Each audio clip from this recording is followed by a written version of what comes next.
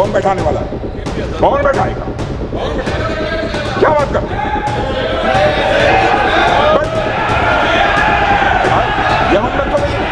वंदे मातरम कोई हिंदू मुसलमान का सवाल नहीं है अध्यक्ष महोदय, बस कुछ लोगों ने इस गीत का मतलब गलत निकाला और गलत समझा। अध्यक्ष महोदय, हमें देखना है कि इस्लाम किसको बुत परस्ती कहता है और उसकी हदें कहां पर हैं। सच्चाई है कि भारतीय मुस्लिमों ने बंकिम चंद्र चटर्जी के भाव को कौन बैठाने वाला है? कौन बैठाएगा? क्या बात करते हैं? यह हम लोग तो नहीं है। अध्यक्ष महोदय रोकिए। कौन बैठाएगा?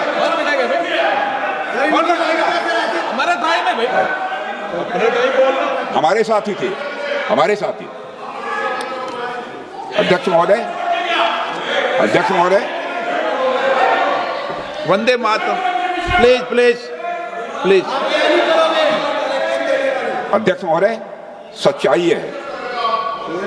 अध्यक्ष महोदय, संसद में कोई चाहे जो बोले, सच बोले, सत्य से थोड़ा परे भी बोले, लेकिन शोर शराबा नहीं मचाना चाहिए।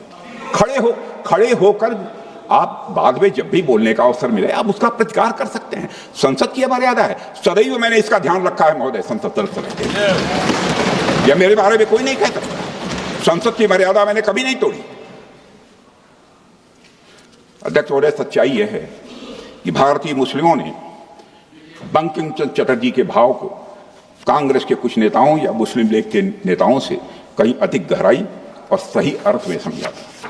और हमारे यहाँ की सूफी परंपरा में अध्यक्ष महोदय, विशेषकर पंजाब और बंगाल में अक्सर यह भाव देखने को मिलता है। जिस भाव से वंदे मातरम लिखा गया, ख्वाजा गुलाम फरीद ने लिखा है, ए हुस्न ए हकीकी नूरे अजल, ए हुस्न ए हकीकी नूरे अजल, तैनू वाजिब ते इमकान कहूं, तैनू दशरथ लक्ष्मण राम कहूं, तैनू सीता जी जानान कहूं। जिसका भावार्थ है, हे सत्य सौंदर्य, हे दिव्य प्रकाश, तुम्हें क्या नाम दूं? क्या तुम्हें दशरथ कहूं, लक्ष्मण कहूं, राम कहूं या सीता कहूं? यह भाव। अध्यक्ष महोदय, एक मशहूर वकील राम जेठामलानी जी ने एक बात कही थी, मुझे अच्छी तरह याद है। वो अच्छी तरह मुझे याद है। उन्होंने कहा था कि इस्लाम में अल्लाह को रब इसलिए कहा जाता है क्योंकि उसका गुण है रबूबियत, यानी पालन पोषण करना। यही गुण मां में होता है जो अपने बच्चों के तन और मन दोनों का पोषण करती है। और यही दिव्य गुण हमारी मातृभूमि में भी है अध्यक्ष महोदय।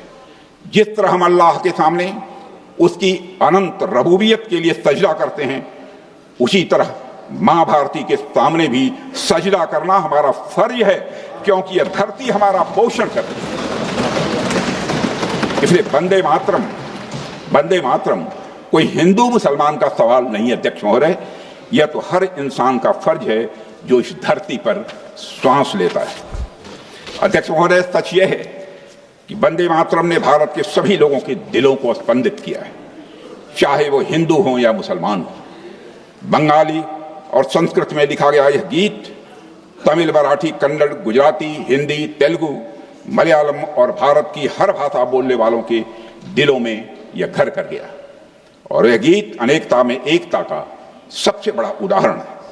और इसी वजह से इसने उन लोगों को विचलित किया जो एक भारत श्रेष्ठ भारत के विचार से डरते थे। अध्यक्ष महोदय, सभी ने इसमें संगठित और एक होने की आवाज सुनी, बस कुछ लोगों ने इस गीत का मतलब गलत निकाला और गलत समझा। अगर आप ये वीडियो YouTube पर देख रहे हैं तो हमारे चैनल को सब्सक्राइब कर बेल आइकन दबाएं, और Facebook पर देख रहे हैं तो हमारे पेज को लाइक करें।